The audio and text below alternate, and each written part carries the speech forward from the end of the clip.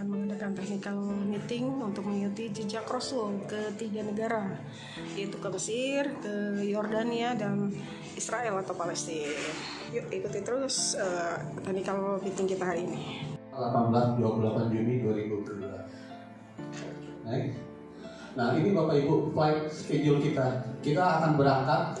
Tadi Bapak Ibu kita berada di bandara itu tanggal 18 Juni Bapak Ibu ya, bukan 19 Juni. Jadi 18 jam 10 malam kita sudah berada di bandara. Kita akan berangkat pada tanggal 19 Juni.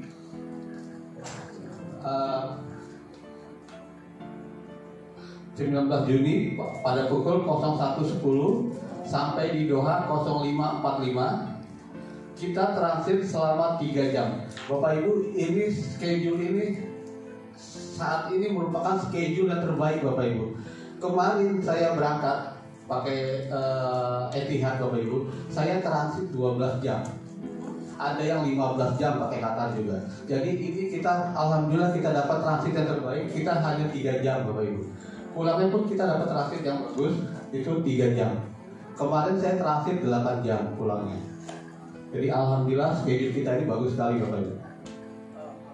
Untuk masuk ke dalam ikut program jejak Rasul itu ada 3 visa yang harus kita persiapkan Bapak Ibu.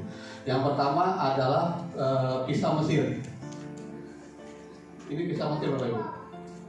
Visa Mesir ini kita dapat nanti pada saat maaf Bapak Ibu. Kita ada 3 visa Mesir, visa Israel, dan satu lagi visa Jordan. Tapi nanti pada saat keberangkatan tidak ada visa satupun yang ada di paspor kita. Jadi Bapak Ibu nanti jangan heran, kenapa kita berangkat tapi tidak ada visa satupun di paspor kita, ya? Karena visa Mesir kita dapatkan itu pada saat kita tiba di bandara Mesir. Kemudian kita urus imigrasi, ya. Salahuddin Citadel atau Masjid Muhammad Ali Bapak Ibu. Jadi Salahuddin Citadel ini adalah benteng Salahuddin Ayyubi pada saat beliau merebut Palestina dari tentara Romawi Bapak Ibu. Jadi Salahuddin Ayyubi ini dia punya strategi Bapak Ibu untuk merebut Yerusalem. Dia membangun benteng-benteng di sekitar Yerusalem, ya. Ada 3 benteng yang dia bangun, satu di Kairo, satu di Taba, satu lagi di Yordan, di kota Ajlun. Nah, tapi kita hanya akan melewati 2 tempat, yaitu yang pertama yang di Kairo, yang kedua adalah yang berada di Taba. Tentunya lebih mirip ke Turki, Bapak Ibu. Ya. Akan masuk ke Masjid Ammar bin As, Bapak Ibu. Ini Ammar bin As adalah sahabat Rasulullah yang membawa Islam ke dalam kota Mesir, ke dalam negara Mesir. Dia yang menjadikan Mesir sebagai negara Islam dari penjajahan dari Romawi. Kemudian yang ketiga kita datang ke makam Imam Syafi'i. Kebetulan makam ini baru saja selesai direnovasi Bapak Ibu. Jadi kita bisa masuk ke dalam makam ini karena selama 2 tahun lebih jemaah Indonesia tidak bisa masuk ke dalam makam ini Bapak Ibu. Kita akan tur di kota Kairo. Tujuannya adalah piramid, ya, piramid. Ini piramidnya Bapak Ibu. Ini tadi ada penjelasannya mengapa ada piramid yang terbelah seperti ini Bapak Ibu. Ini namanya piramid Raja Kaffa, ini piramid Raja Khufu. Jadi piramid ini dulu porselin atau keramiknya ini Bapak Ibu dibeli oleh para pendatang sehingga hanya tinggal seperti ini di atasnya Bapak Ibu.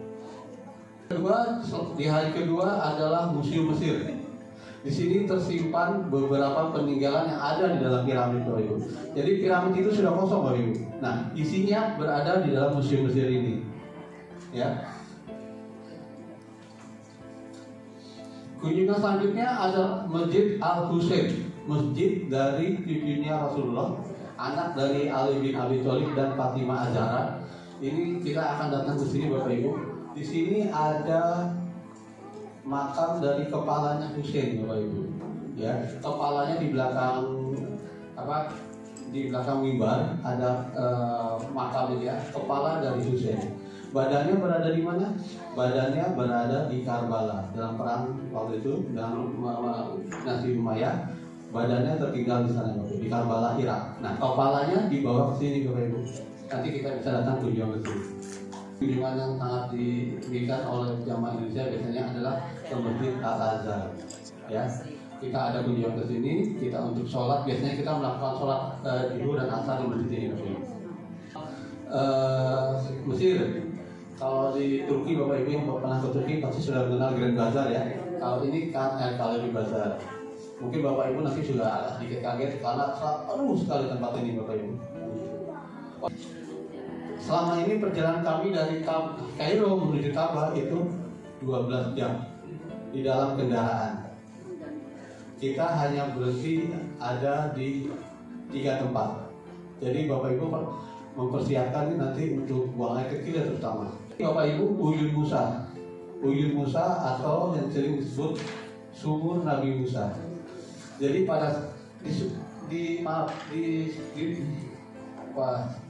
sebelah sini Bapak Ibu, agak depan sini itu adalah Laut Merah, laut yang dibelah oleh Nabi Musa, ya, untuk menyeberangkan kaum Bani Israel. Ya. Nah, di depan Laut Merah ini ada sumur Nabi Musa Bapak Ibu. Jadi ceritanya pada saat Nabi Musa menyeberangi Laut Merah, itu kaum Bani Israel bertanya kepada Nabi Musa, "Hai Musa, kami saat ini sedang kehausan, gitu kan? Mana Tuhan kamu? Mana yang akan membantu kami untuk ini?" Lalu Nabi Musa bermunajat kepada Allah dan Allah memerintahkan dia untuk memukulkan tongkatnya ke batu di sini Bapak Ibu. Ya, akhirnya keluarlah sumur air Nabi Musa ini. Namanya Uyun Musa. Ini ada 12 sumur Bapak Ibu. 12 sumur itu mewakili 12 anak-anak dari Bani Israel.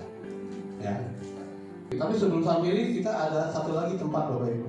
Kita melewati terusan Suez. Ya, kita melewati terusan Suez, kita berada di bawahnya. Kemudian kita lanjutkan perjalanan sampailah kita nanti makan siang dulu, baru kita melanjutkan perjalanan sampailah kita ke Patung Samiri Bapak Ibu. Ya. Patung Samiri ini patung yang dibuat oleh Samiri ketika Nabi Musa harus naik ke Gunung Sinai untuk mendapatkan 10 perintah Tuhan. Samiri ini berkhianat kepada Nabi Musa. Dia membuat patung, dia kembali ke berhala-berhala Bapak Ibu. Dia membuat patung Samiri. Kemudian Nabi Musa marah, menghancurkan patungnya, tapi ini sebenarnya bukan patung yang dibuat Samiri, ini hanya replikanya aja Bapak Ibu.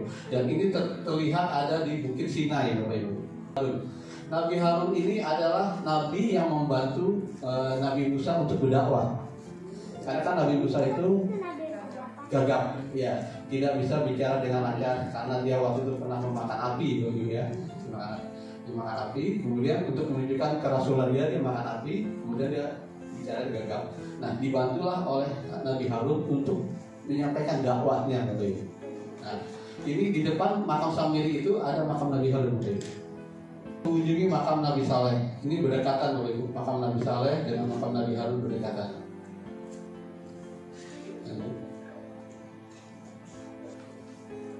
Ini peta tabah Bapak Ibu, peta tabah.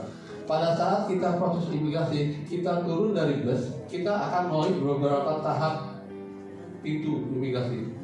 Jarak dari bus sini sampai di sini ada mobil dari Yerusalem Bapak Ibu.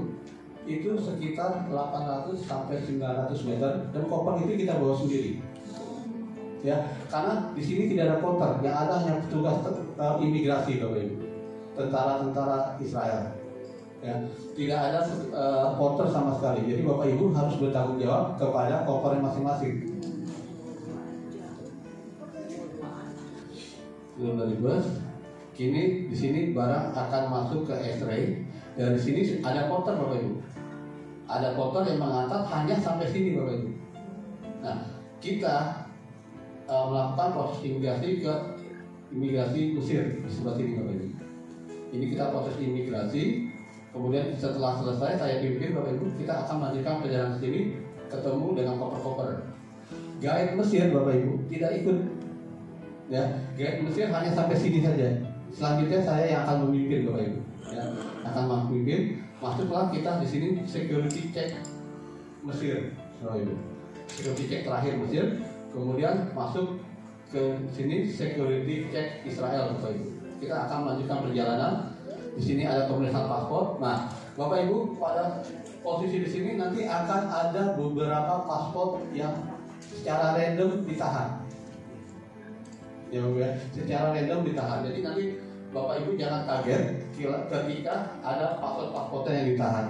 Itu Bapak Ibu akan ambil bukti paspor saja selembar kertas, Bapak Ibu. Nanti Bapak Ibu pegang, saya akan bantu Bapak Ibu. Nanti di sini ada proses pengambilan paspor. Ini saya akan bantu di sini Bapak Ibu. Ya, jadi kalau ada paspor yang ditahan, jangan khawatir, jangan Ibu langsung panik, gitu ya. Nah, biasanya yang ditahan di sini itu yang usianya di bawah 40 tahun. Ya. Ya. Yang apa? Di bawah. Yang paspornya ditahan. Yang di bawah 40. Di bawah 40 tahun biasanya paspornya ditahan dulu Bapak Ibu. Jadi gak usah khawatir Ibu, akan saya bantu nanti di sana Ibu ya. Nah, kemudian Bapak Ibu tetap membawa paspor, membawa barang-barangnya menuju sini Bapak Ibu. Di sini ada X-ray. Di sini juga ada random koper Bapak Ibu. Ada koper-koper yang ditahan. Ya, di sini ada koper-koper yang ditahan. Nah, Bapak Ibu yang koper-koper yang ditahan juga gak usah khawatir, saya akan bantu. Nah, cara untuk mengatasinya Bapak Ibu, bagaimana supaya nanti dalam proses koper-koper ditahan ini tidak terlalu menyulitkan buat kita, ialah pada saat kita tadi di hotel, terakhir hotel di Tabah, di Hotel Tolib, ya, kita atur isi koper Bapak Ibu. Ya, kita atur isi koper. Biasanya saya itu jadi gini Bapak Ibu. Kalau di ruang di koper kita, koper kotak kita, ya, pada saat di X-ray mereka ada curiga, misalkan ada di sini yang mencurigakan, gitu Bapak Ibu. Biasanya yang mencurigakan itu adalah souvenir dari Mesir, karena bentuknya berupa besi Bapak Ibu biasanya, ya kan? Nah, jadi Bapak Ibu nanti pada saat di hotel itu koper-kopernya diatur. Kita sholat subuh dan qiyamul lail di Masjid Aqsa. Kemarin tanggal 6 Juni itu sholat subuh itu jam 3.55. Jam 3.55 berarti kita berangkat dari masjid. Maaf. Jadi dari komplek Masjidil Aqsa itu dibuka 1 jam sebelum sholat subuh. 1 jam sebelum sholat subuh. Jadi Bapak Ibu nggak bisa jam 2 berangkat ke sana itu udah bisa Bapak Ibu. 1 jam sebelum sholat subuh itu masjid baru dibuka. Nah, biasanya kami 10 menit sebelum 1 jam kita sama-sama berangkat ke Masjidil Aqsa. Jadi kalau jam 3.55 berarti jam 2.45 kita kumpul di lobi, sama-sama kita berangkat ke Masjidil Aqsa.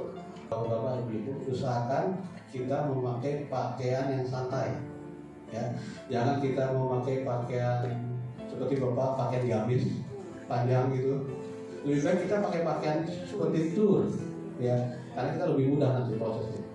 Tetapi untuk masuk Masjidil Aqsa harus pakaian gamis.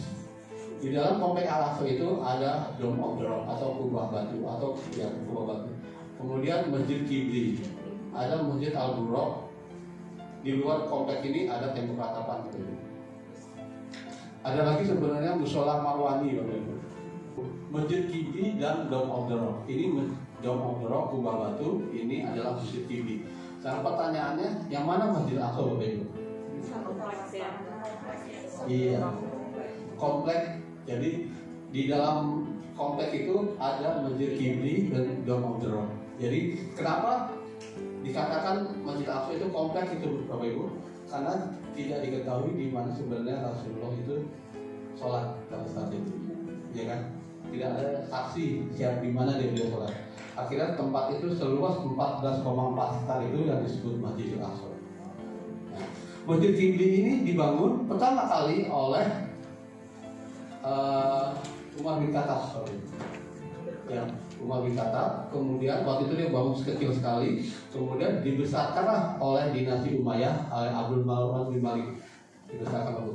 Sedangkan ini coba dibangun oleh dinasti Umayyah Bapak Ibu. Nah, ini adalah kubah batu atau Dome of the Rock. Nah, kubah batu ini bukan masjid Bapak Ibu. Jadi kubah batu ini dibuat untuk melindungi batu tempat di mana Rasulullah ke Sidratul Muntaha. Ya, waktu Rasulullah ke Sidratul Muntaha dengan buruk, ada batu ada tersimpan di sini Bapak Ibu. Nah, ini bukan masjid karena ini dibangun untuk melindungi batu itu supaya tidak hancur. Ya, di sini di Masjid Buraq itu ada di sebelah kanan komplek. Ini tempat di mana Buraq ditambatkan, diikat Bapak Ibu oleh malaikat Jibril. Ya, di sini ada tempatnya Bapak Ibu. Di belakang Masjid Buraq ini Bapak Ibu adalah tembok ratapan. Ya, nanti, nah ini tembok ratapan Bapak Ibu. Tembok ratapan di belakangnya itu adalah Masjid Buraq. Nah, ini ada Dom Buraq. Di sini sebelah kanan sini adalah Masjid Kibli, Bapak Ibu. Bapak Ibu mau masuk ke dalam sini atau melihat dari jauh? Biasanya kita ada dua alternatif Bapak Ibu. Kita bisa melihat dari jauh atau kita bisa berada di lingkungan sini, Bapak Ibu. Di situ ada makam Nabi Ibrahim, ya, makam Siti Sarah, Nabi Ishak dan Ribka. Di situ ada masjid Bapak Ibu. Kalau Bapak Ibu lihat nanti masjidnya itu berdampingan dengan sinagog. Sinagog itu tempat ibadah umat Yahudi. Ya, Bapak Ibu lihat, Bapak Ibu duduk sana, Bapak Ibu ya. Makam Nabi Ibrahim ini di daerah masjid. Ya, makam Nabi Ibrahim juga ada di daerah sinagog. Di sebelahnya Bapak Ibu. Di sebelahnya ini, sinagog belakang ini ada sinagog. Itu juga ada makam Nabi Ibrahim untuk umat Yahudi. Tadi ada makam Siti Sarah juga Bapak Ibu. Makam Siti Sarah ada di pihak Muslim di daerah masjidnya, di sinagog juga ada. Karena buat orang Yahudi Nabi Ibrahim dan Siti Sarah adalah bapak mereka, ya, bapak agama mereka. Nah, di dalam masjid ada dua makam Bapak Ibu. Makam Ishak dan Ribka ini adalah anak dari Nabi Ibrahim. Ini makam Ishak, ini makam Ribka. Dan ini adalah mimbar Salahuddin Ayyubi, Bapak Ibu. Ada cerita sedikit mengenai mimbar Salahuddin Ayyubi. Jadi pada saat Salahuddin Ayyubi sebelum merebut Yerusalem, dia membawa dua mimbar, Bapak Ibu. Satu mimbar ada di Masjid Al-Aqsa, satu mimbar lagi ada di Masjid Hebron. Nah, mimbar di Masjid Al-Aqsa itu dibakar oleh Yahudi Australia, Bapak Ibu. Ya, pada tahun 1969 dibakar oleh Yahudi Australia. Nah, kemudian tahun 70 dibangun lagi. Yang bangun itu adalah arsitek dari Yordan dengan tenaga pekerjanya adalah orang-orang Jepara.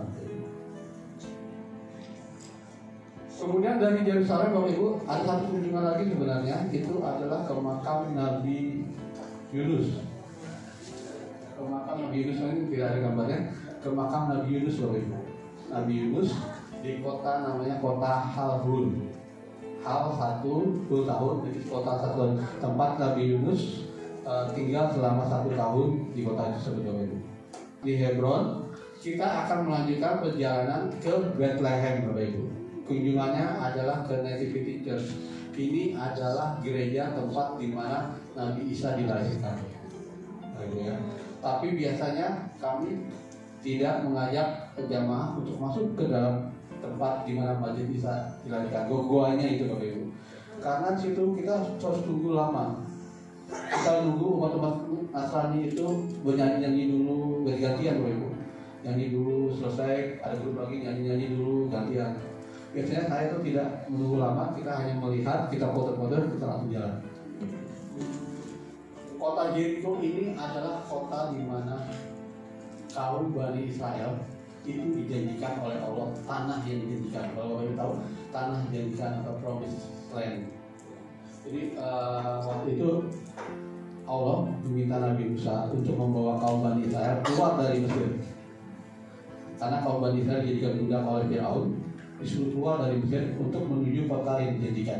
Kota yang dijanjikan itu adalah kota Jericho, ya. Di kota Jericho ini kenapa dijanjikan sama Allah? Karena daerah ini yang paling subur di daerah situ, hasil pertaniannya sangat subur di sana. Jadi Bapak Ibu kalau di sana usahakan untuk membeli hasil pertaniannya, kurma, buah tin, buah ara atau apa, ya Bapak Ibu ya. Di sini di kota Jericho.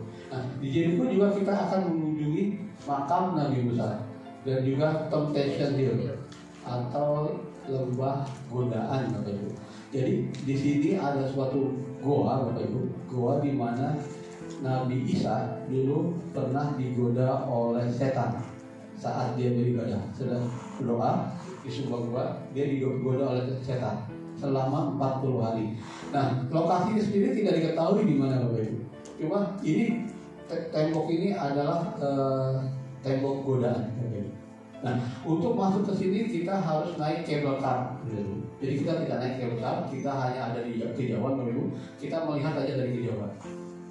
Kita tidak naik cable. Karena untuk masuk ke cable car itu kita harus masuk dari gereja Ortodok Yunani. Ada prosesi-prosesinya juga Bapak Ibu. Ya, jadi kita tidak menghindari itu, kita hanya melihat dari kejauhan saja. Kita Jericho Bapak Ibu. Ya, kaum Nabi Lut diajar sama Allah Bapak Ibu. Di sini kita bisa berenang, mengambang. Ya, kita akan mengambang di sini Bapak Ibu. Coba untuk mengambang di Laut Mati. Karena kadar garamnya sangat tinggi, jadi tidak tenggelam Bapak Ibu. Tidak ada makhluk hidup di danau ini. Laut Mati tapi dia sebenarnya danau. Ya. Nah ini sekitar 3 sampai 4 jam Bapak Ibu. Ini Petra Bapak Ibu. Nah, untuk masuk ke dalam Petra ini Bapak Ibu, kita akan jalan kaki lagi. Ya, jalan kaki lagi sekitar 2 kilo. Tahu? Sekarang kuda tidak ada Bu. Bonus Bapak Ibu. Ini kita kasih bonus tambahan pohon salbi Bu. Sebenarnya tidak ada di program ini ya, dari program. Tapi untuk grup ini kita tambahkan pohon salbi. Pohon sahabi tempat di mana ada seorang pendeta Bahira. Dia melihat tanda-tanda kenabian Rasulullah pada saat ini. Pada saat berusia 12 tahun dia melihat tanda-tanda kenabian Rasulullah. Pohon sahabi ini ada di di negara Yordan, di kota Azraq. Ya, jadi kita tambahkan ini Bapak Ibu ke dalam program. Goa Ashabul Kahfi. Kalau Bapak Ibu pernah ke Turki, mungkin ada pernah juga ke Goa Ashabul Kahfi. Ada banyak Pak. Jadi yang mengakui Goa Ashabul Kahfi sebenarnya banyak. Ada, saya pernah di Uzbekistan juga ada Pak. Di Suriah juga ada. Tapi yang di Jordan ini diakui kebenarannya karena berhubungan dengan surat Al-Kahfi. Di apa yang dibaca, yang tanda-tanda di surat Kahfi dibacakan, ada tanda-tanda di gua ini Bapak Ibu. Seperti kubahnya, di mana ada tempat anjingnya yang bernama Kitmir berada di sini. Ada 2 cahaya masuk ke dalam gua ini. Itu ada dalam surat Al-Kahfi. Yang dianggap gua Asaf yang benar itu ada yang berada di Jordan. Salahuddin Ayyubi, Salahuddin Ayyubi.